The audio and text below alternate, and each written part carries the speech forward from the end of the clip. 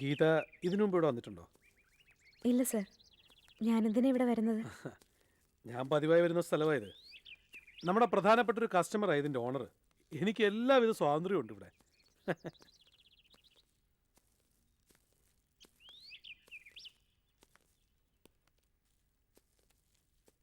ദാ അങ്ങോട്ട് നോക്കി. എന്താ കാണുന്നത്? നീല കടൽ. വാ. എനിക്ക് ഗീതയോട് പ്രധാനപ്പെട്ട ചില കാര്യങ്ങൾ സംസാരിക്കാനുണ്ട്. ഗീതയെ കണ്ടത് മുതൽ എൻ്റെ മനസ്സിൽ ചില ആഗ്രഹങ്ങളൊക്കെ അറിയാതെ കടന്നു വന്നു.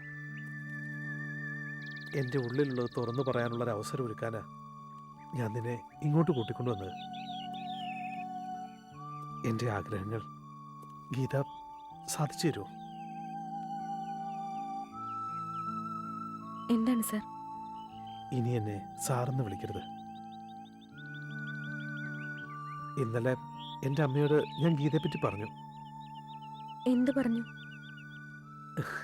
എൻ്റെ ഏജൻസിയിൽ ഇതുവരെ ജോലി ചെയ്തിട്ടുള്ളതിൽ വെച്ച് ഏറ്റവും നല്ല കുട്ടി നീയാണെന്ന്.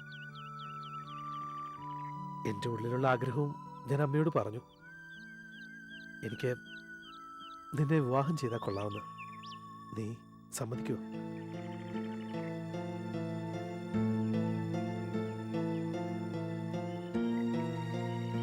വിവാഹത്തെ പറ്റിയൊന്നും ഞാൻ ഇതുവരെ ചിന്തിച്ചിട്ടില്ല.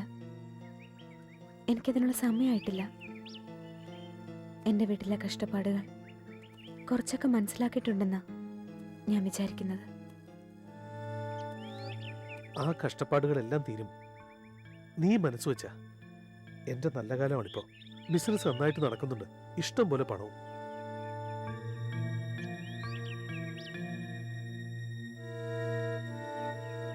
എന്താ ഗീത ആലോചിക്കുന്നത്? തിരിച്ചു പോകുമ്പഴി ഞാൻ നിന്റെ വീട്ടിൽ വരാം. വീട്ടുകാരോട് സംസാരിക്കാം. വേണ്ട, എനിക്ക് ഈ കാര്യത്തിൽ പെട്ടെന്നൊരു തീരുമാനം എടുക്കാൻ പറ്റില്ല.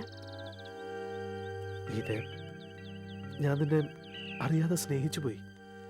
ഇതിനിടയിൽ നീ അത് മനസ്സിലാക്കിയിട്ടുണ്ടെന്നാ ഞാൻ വിചാരിച്ചത്. നമുക്ക് പോകണ്ടേ? വീട്ടിൽ താമസിച്ചെത്തിയാ വഴക്കു പറയും. ഓഫീസിൽ അല്പം കൂടുതൽ പണിയുണ്ടെന്ന് പറഞ്ഞാൽ പോരെ? കുറെ നേരം എനിക്ക് നിന്നെ കണ്ടോണ്ടിരിക്കണം, സംസാരിക്കണം. നിന്റെ സ്നേഹം എനിക്ക് വേണം. തരില്ലേ?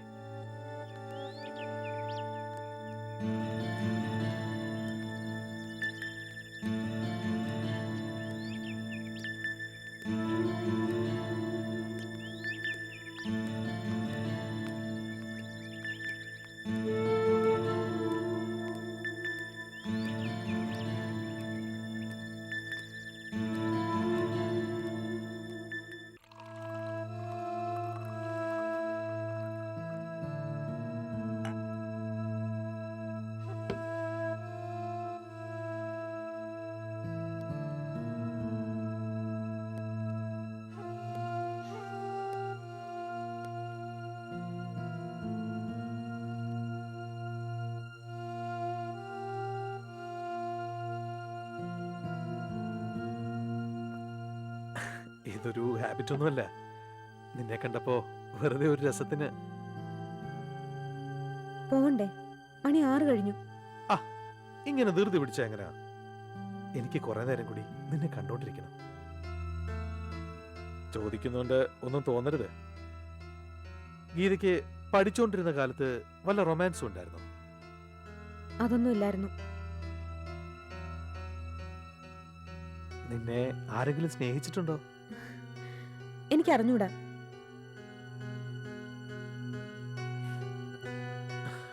ഗീത, എന്നെ പോലെ ആരോഗ്യമുള്ള ഒരു ചെറുപ്പക്കാരന്റെ കൂടെ ഇരുന്നിട്ട് നിനക്ക് ഒരു വികാരവും തോന്നുന്നില്ലേ? എനിക്കൊന്നും തോന്നുന്നില്ല. പോകാം. ആ, ഇരിക്കു ഗീതേ, ഞാൻ വീട്ടിൽ കൊണ്ട് വിടാം. എനിക്കിപ്പോ തന്നെ പോണം. ആ ഗീതേ,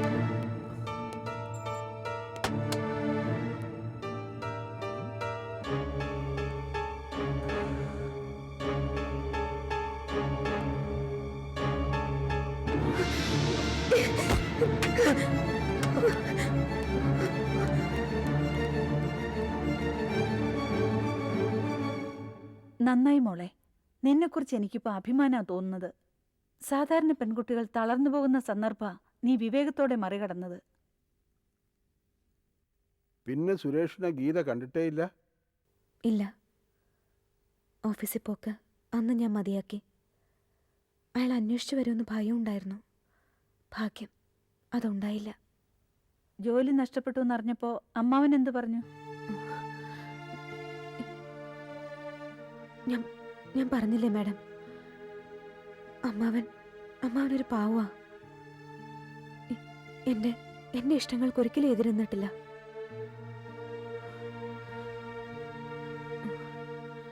ഞാൻ മൂലം അദ്ദേഹം കടക്കാരനായല്ലോ എന്ന് ആലോചിക്കുമ്പോഴാ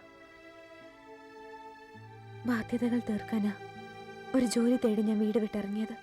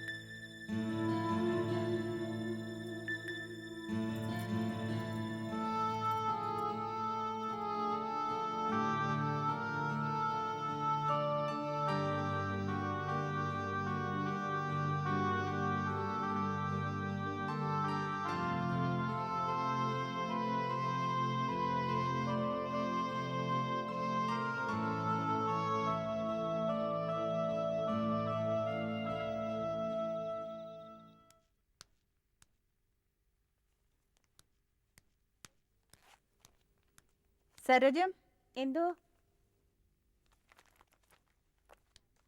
എന്താ ചേച്ചി? ഡ്രൈ ക്ലീനിങ്ങിന് ഒരു സാരി എടുത്തു വെച്ചിട്ടുണ്ട്. വാസുദേവൻ വരുമ്പോ എടുത്തു കൊടുക്കണം.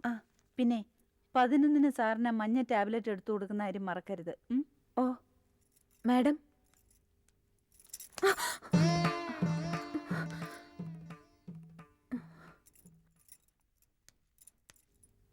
മാഡം കടയിലേക്കാ?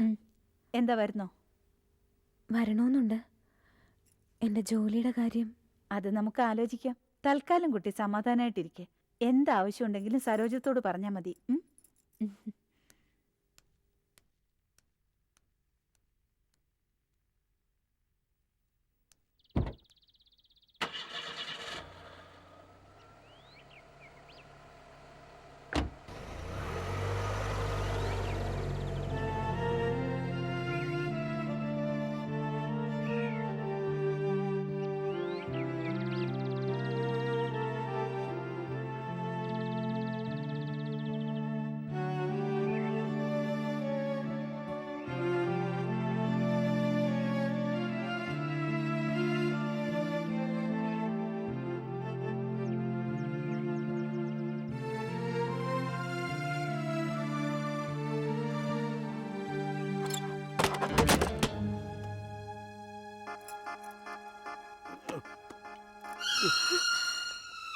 അയ്യോ, എന്താ സർ, എന്തു പറ്റി? ഏയ് ഒന്നുമില്ല. കസേരയിൽ നിന്ന് എഴുന്നേറ്റപ്പോ കാലൊന്നും എന്റെ കണ്ണാടി താഴെ വീണു. അതിന്റെ അടിയിലൊന്ന് നോക്കിയേ.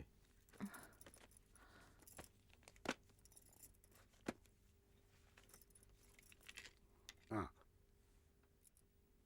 ഇത് പൊട്ടിയല്ലോ സർ. നോക്കട്ടെ. ആ അപ്പൊ ഇന്നത്തെ കാര്യം കഷ്ടമായി. ഇതില്ലാതെ ഒരു അക്ഷരം വായിക്കാൻ പറ്റില്ല. ആ സാരമില്ല, അങ്ങനെയും വേണമല്ലോ ഒരു ദിവസം. ഗീത ഇരിക്കേ ഇരിക്കേ. സ്വന്തം കാലിൽ നിൽക്കാനുള്ള ത്രാണിയില്ലാതെ വന്ന മനുഷ്യൻ്റെ ഗതി അധോഗതിയാണ് കുട്ടി. വർഷം എത്രയായെന്നോ ഈ യാതന തുടങ്ങിയിട്ട്? രക്തത്തിൽ ക്യാൻസറാണത്രേ. സാധാരണ ഈ രോഗം വന്നാൽ 5 വർഷം, ഏറിയാൽ 6. അതാ വൈദ്യശാസ്ത്രത്തിൻ്റെ കണക്ക്. എൻ്റെ കാര്യത്തിൽ അവിടെയും തെറ്റി. അനുഭവിപ്പിച്ചേ വിടൂ എന്ന് ആർക്കോ വല്ലാത്ത നിർബന്ധമുള്ളതുപോലെ.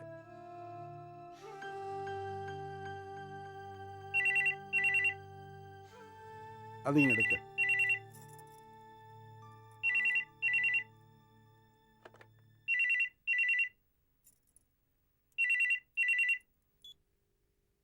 ഹലോ. ആ, താനായിരുന്നോ? എന്താടോ പതിവില്ലാതെ ഈ നേരത്തൊരു വിളി? ഏ? ആ, അത് ശരി. എൻ്റെ അടുത്ത് തന്നെ ഉണ്ട്. കൊടുക്കണോ? ആ, ശരി, ഓക്കേടോ. ഇന്ദിരയാ, തന്നെ ഒന്ന് ഷോപ്പിലേക്ക് പറഞ്ഞയക്കണമെന്ന്. എന്തിനാ സാർ? ആ, അതറിയില്ല. ഉച്ചഭക്ഷണം എടുക്കാൻ ഡ്രൈവർ വരുമ്പോൾ കൂട്ടത്തിൽ അയക്കണമെന്നാ കൽപ്പന. ഒരു ജോലിയുടെ കാര്യം ഞാൻ പറഞ്ഞിരുന്നല്ലോ. ഒരുപക്ഷേ. എവിടെ? നമ്മുടെ ഷോപ്പിലോ? ഉം. നന്നായി. അത്രയ്ക്ക് വലിയ വിവരക്കിടന്നും ഏതായാലും ഇന്നലെ കാണിക്കില്ല. അഥവാ അങ്ങനെ ആണെങ്കിൽ തന്നെ ഞാനൊട്ട് സമ്മതിക്കുകയില്ല. ഹും.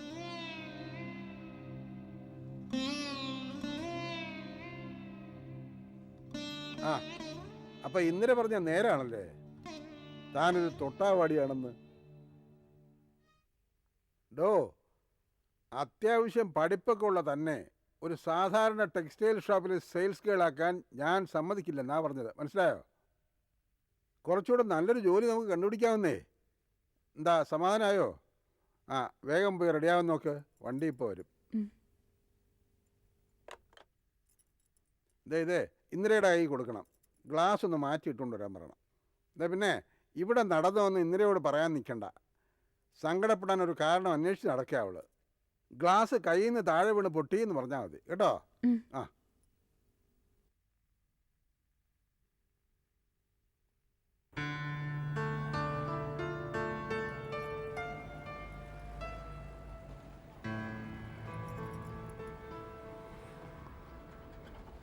ഇതെന്ത് വിലയുള്ളതാ? 1250. അയ്യോ, ഇത് വേണ്ട. കുട്ടി, നീ വിലയൊന്നും നോക്കണ്ട. നിനക്ക് ഇഷ്ടമുള്ളതൊക്കെ നീ എടുത്തു.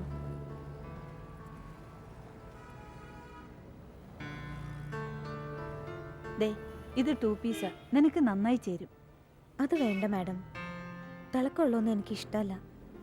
ഓക്കെ, ഞാൻ പോയേക്കാം. നിനക്ക് ഇഷ്ടമുള്ളതൊക്കെ നീ തന്നെ എടുത്തോ.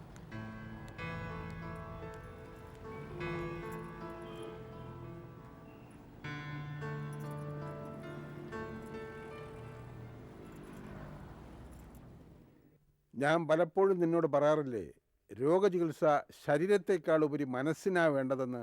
ഇതേ കണ്ടില്ലേ, എനിക്കിപ്പോൾ നല്ല മാറ്റമുണ്ട്.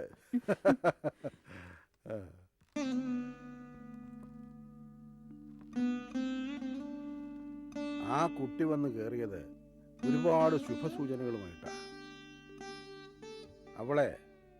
അവളെ ഇനി നമുക്ക് എങ്ങും വിടണ്ട. അതിന് അവളോട് സമ്മതിക്കണ്ടേ മുരളി? അവള് സമ്മതിക്കും, ഞാൻ സമ്മതിപ്പിക്കും. നീ നോക്കിക്കോ.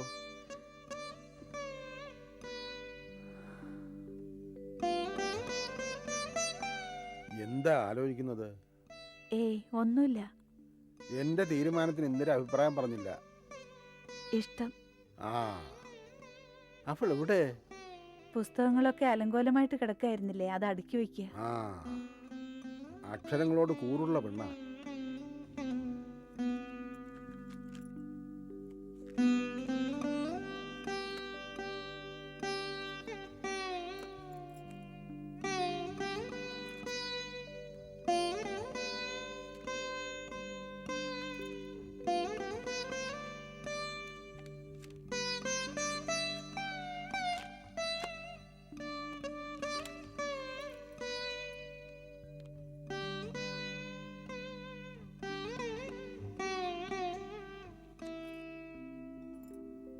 മഴ പെയ്ത് തോരുമ്പോൾ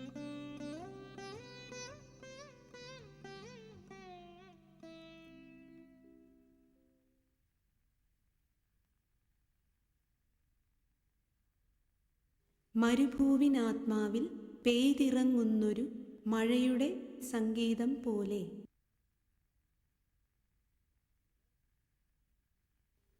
ഇന്ദിരേ,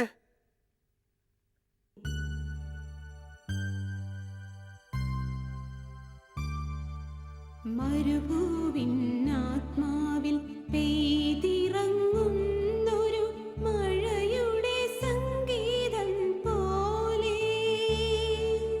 മരുഭൂവിനാത്മാവിൽ പെയ്തിറങ്ങുന്നൊരു മഴയുടെ സംഗീതം പോലെ. എന്താ നിർത്തിക്കളഞ്ഞത്? നന്നായിട്ടുണ്ട്, കേൾക്കട്ടെ. ഞാൻ ഒന്നും പറയണ്ട. വെറുതെ കുത്തിക്കുറിച്ച് കളയുന്ന അക്ഷരങ്ങൾക്ക് ഇങ്ങനെ ഒരു ആത്മാവുണ്ടെന്ന് ജീവിതത്തിൽ ആദ്യമായി അറിയുന്നത് മോള് പാടിക്കേട്ടപ്പോഴാ. പാട്, പാട്. ഉം.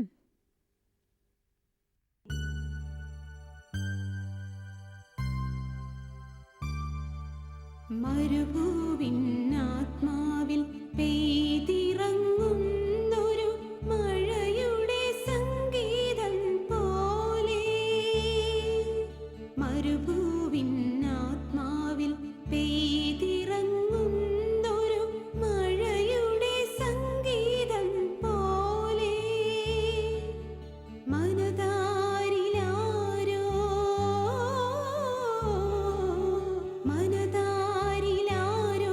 വരച്ചിട്ട കുഞ്ഞിളം കാലൊച്ചയായി നീ വരുമ്പോൾ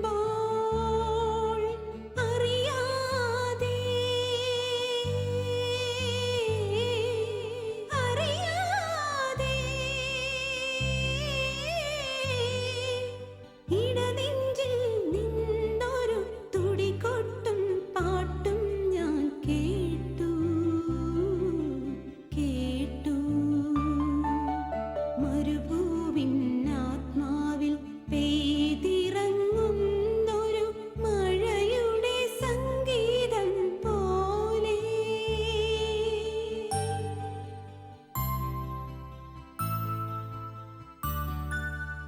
അകലയാ ആകാശവീഥിയിലന്നൊരു ചെറുമണി നക്ഷത്രം പൂത്തു. തരിവളത്താളം കിലുക്കി കിനാവുകൾ കിളിമൊഴിക്കൊഞ്ചലായി വന്നു. നിന്റെ കപോല വസന്ത തടങ്ങളിൽ നീലമറുകിന്റെ ജാലം. മരുഭൂവിനാത്മാവിൽ പെയ്തിറങ്ങുന്നൊരു മഴയുടെ സംഗീതം പോലെ.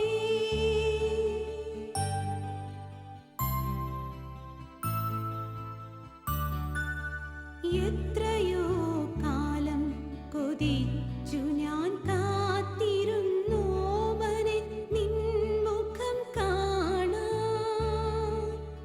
എത്രയോ നോമ്പുകൾ നോറ്റിരുന്നു പണ്ട് നിന്നെ തലോടിയുറക്കാൻ. നീ എൻ്റെ ജീവന്റെ ആദ്യാക്ഷരങ്ങളിൽ മധുരമായി പെയ്തു. മരുഭൂവിനാത്മാവിൽ പെയ്തിറങ്ങുന്നൊരു മഴയുടെ സംഗീതം പോലെ. മനതാരിലാരോ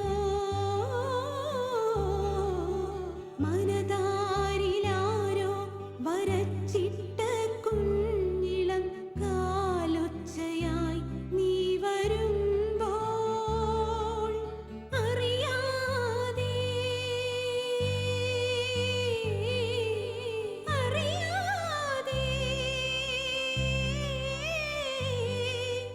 ഇടനെഞ്ചിൽ നിന്നൊരു തുടികൊട്ടും പാട്ടും ഞാൻ കേട്ടു.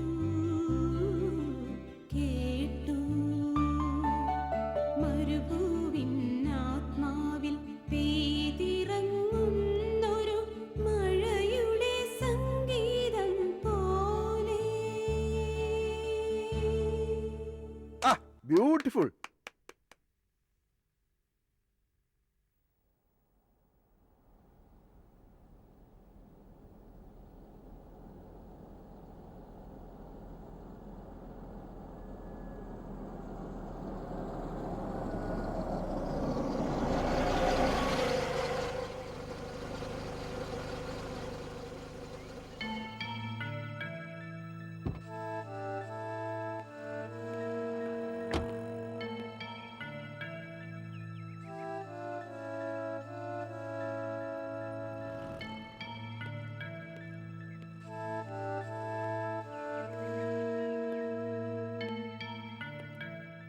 ആരാ? ഇത് കൊള്ളാം. എന്നോട് ഇങ്ങനെ ചോദിക്കാൻ താനാരാ? ക്ഷമിക്കണം, മനസ്സിലാവാത്തോണ്ടാ. എന്നാ എനിക്ക് മനസ്സിലായി. പേര് ഗീത, വയസ്സ് 22, തൊഴിലന്വേഷിച്ച് വീട് വിട്ടിറങ്ങി, ഒരു രാത്രി കടയിൽ വന്ന് കയറി, ഇപ്പൊ ഈ വീട്ടിലെ എല്ലാം. Am I right? ഇനി വല്ലതും അറിയണോ? മതിയടാ വരട്ടിയത്. ഞാൻ ഈ കുട്ടിക്ക് കുറച്ച് ആദിത്യ മര്യാദകൾ പറഞ്ഞു കൊടുക്കായിരുന്നു. ഇങ്ങനെയാണോ വീട്ടിൽ വരുന്നവരോട് പെരുമാറുന്നത്? ഇവള് എന്ത് ചെയ്തെന്നാ? ആരാ എന്താന്നൊക്കെ കണ്ണുമിഴിപ്പിച്ചൊരു ചോദ്യം. അയ്യോ, ഞാൻ മോൾ ഇതൊന്നും കാര്യാക്കണ്ട. ഇവന്റെ സ്വഭാവം ഇങ്ങനെയാ. വെറുതെ ഓരോന്ന് പറഞ്ഞ് ബഹളം ഉണ്ടാക്കിക്കൊണ്ടിരിക്കും. ആ, പരിചയപ്പെടുത്താൻ മറന്നു. വിഷ്ണു, എന്റെ ബ്രദറിന്റെ മോനാ. മെഡിസിൻ ഫൈനൽ ഇയർ പഠിക്കുന്നു. പേടിച്ചു പോയല്ലേ? ചുമ്മാ ഒന്ന് വരട്ടിയതല്ലേ? സോറി. അങ്കിൾ എവിടെ ആൻറ്റി? അകത്തുണ്ട്, നീ വാ. ആ?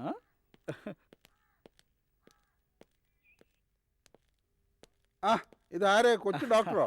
വാ വാ. ഞാൻ കരുതി താൻ ഇങ്ങോട്ടുള്ള വഴിയൊക്കെ മറന്നു കാണുമെന്ന്. ഈ ക്ലീഷ അല്ലാതെ പുതിയ ഒരു വെൽക്കം വേർഡ് അങ്കിൾ ഇതുവരെയും കണ്ടുപിടിച്ചില്ലേ? ശീലങ്ങളൊക്കെ അങ്ങനെ ഒറ്റയടിക്ക് മാറ്റാൻ പറ്റുമോടോ? താൻ ഇരിക്കേ. പിന്നെ പറയേ, എന്തൊക്കെയുണ്ട് വിശേഷങ്ങൾ? ബാബുവും കമലയൊക്കെ സുഖമായിരിക്കുന്നോ? അവർക്ക് എന്താണെങ്കിൽ സൂക്കറവ്. വയസ്സാം കാലത്ത് ഭർത്താവ് ഭാര്യയും കൂടെ അടിച്ചു പൊളിക്കില്ലേ? ഈ ചെക്കൻ്റെ ഒരു നാവ്.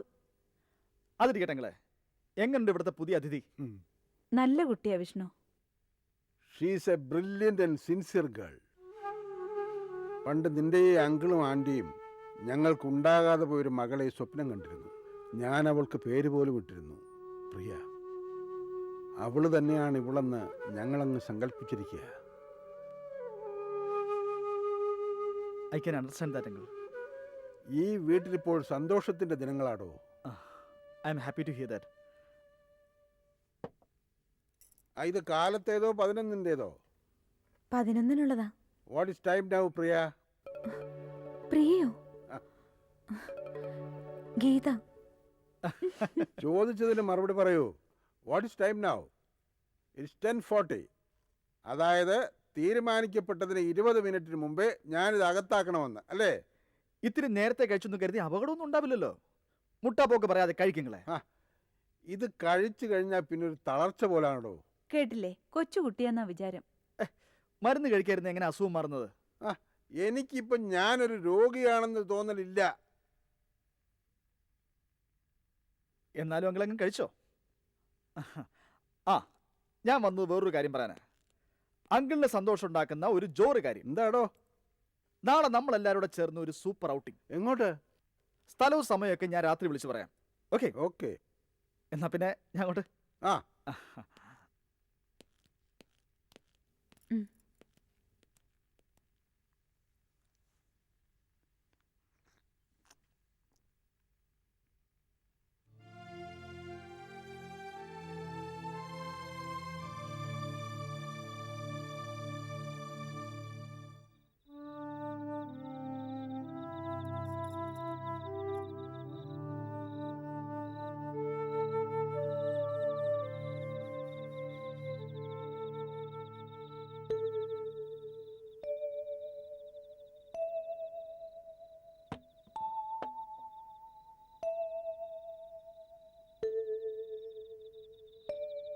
ആഹാ, ഇവിടെ നിൽക്കായിരുന്നോ?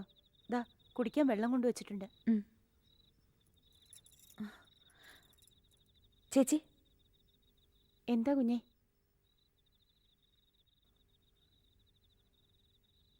അതെ, ആരായി പ്രിയ? പ്രിയയോ? ഏത് പ്രിയ? അല്ല, ഇവിടുത്തെ ബന്ധത്തിൽപ്പെട്ട ഏതെങ്കിലും പ്രിയെ ചേച്ചിക്കറിയോ? ഇല്ലല്ലോ, അങ്ങനെ ആരും ഉള്ളതായി എനിക്കറിയില്ല. എന്താ കുഞ്ഞേ?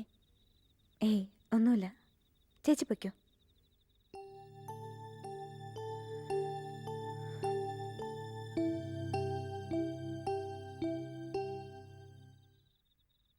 ഒരുപാട് ആലോചിച്ച് നമ്മളെടുത്ത തീരുമാനങ്ങളൊക്കെ എങ്ങും എത്താതെ പോയില്ലേ ഇന്ദിരേ? ഇക്കാര്യത്തിലെങ്കിലും ഒരല്പം ആവേശം കാണിക്കുന്നത് നന്നെന്നാ എൻ്റെ പക്ഷം. എതിരൊന്നും ഞാൻ പറഞ്ഞില്ലല്ലോ. ഇല്ല, പക്ഷേ നിന്റെ മുഖത്ത് നിന്ന് ഞാൻ വായിച്ചറിയുന്നത് മറ്റു ചിലതാ. കാലം കുറേ ആയില്ലേ നിന്നെ ഞാൻ കാണാൻ തുടങ്ങിയിട്ട്. ഈ കണ്ണൊന്ന് പിടച്ചാൽ, മനസ്സൊന്ന് ഇടറിയാൽ ആ നിമിഷം എനിക്കറിയാം. പറയേ, എന്താ നിന്റെ ഉള്ളിൽ? ഒന്നുമില്ല, വെറുതെ ഓരോ പേടികൾ. മോഹിക്കും ദൂരത്ത് കാണിച്ച് ഒക്കെ തിരിച്ചെടുത്ത അനുഭവം നമ്മുടേത്. ഒരിക്കൽ കൂടി ഒരു പരീക്ഷണത്തിന്. വേണ്ട, അങ്ങനെയൊന്നും നീ ഇപ്പം ചിന്തിക്കണ്ട. ഒക്കെ നല്ലതിനു വേണ്ടിയാണെന്ന് എൻ്റെ മനസ്സ് പറയുന്നു. ഗീതേ, എനിക്കും ജീവനാ. ഓരോ ദിവസം കഴിയും തോറും നമ്മുടെ ജീവിതത്തിൽ അവളുടെ സ്ഥാനം കനപ്പെട്ടു വരിക. അധികം മോഹിക്കാതിരുന്ന അത്രയും കുറച്ച് ദുഃഖിച്ചാൽ മതിയല്ലോ. അതുകൊണ്ടാ ഞാൻ.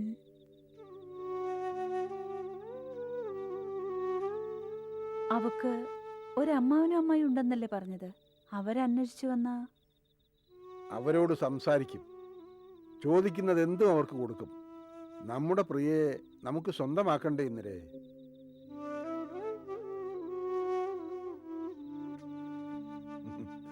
ഇന്നലെ നീ ശ്രദ്ധിച്ചോ?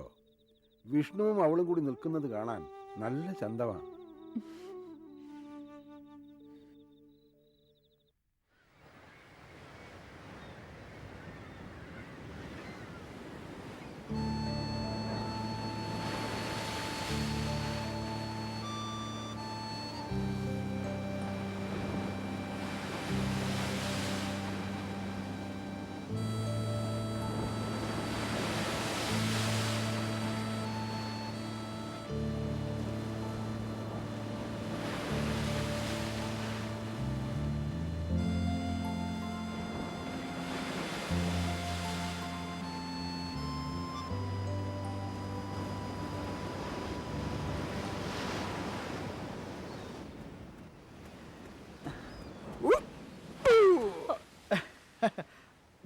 ഹ, വിഷ്ണു, എന്തേ കാണിക്കുന്നേ? തണുപ്പുള്ള ഒന്നും കൊടുക്കരുതെന്ന് അറിഞ്ഞൂടെ? ഒന്നുമില്ലെങ്കിലും നീ ഒരു ഡോക്ടറല്ലേ? വല്ലപ്പോഴും ഒന്ന് കഴിച്ചെന്ന് വെച്ചാൽ ഒരു കുഴപ്പമില്ല ആൻറ്റി. ആ, അങ്ങനെ പറഞ്ഞു കൊടുക്കടോ. ഇയാളുടെ ഒരു പേടി. അപൂർവമായി നാവിന് കിട്ടുന്ന ഈ സൗഭാഗ്യത്തിന്റെ പേരിൽ ഇനി മരിക്കേണ്ടി വന്നാൽ എനിക്ക് വിരോധമില്ല. ഞാൻ എന്താ വരുന്നു?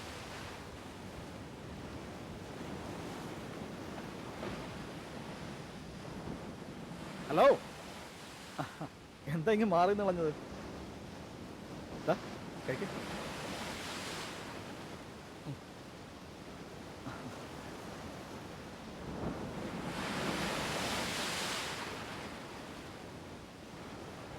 ആദ്യം കണ്ടപ്പോൾ മുതൽ ഞാൻ ശ്രദ്ധിക്കുക, പലപ്പോഴും താൻ ഈ ലോകത്തൊന്നുമല്ല.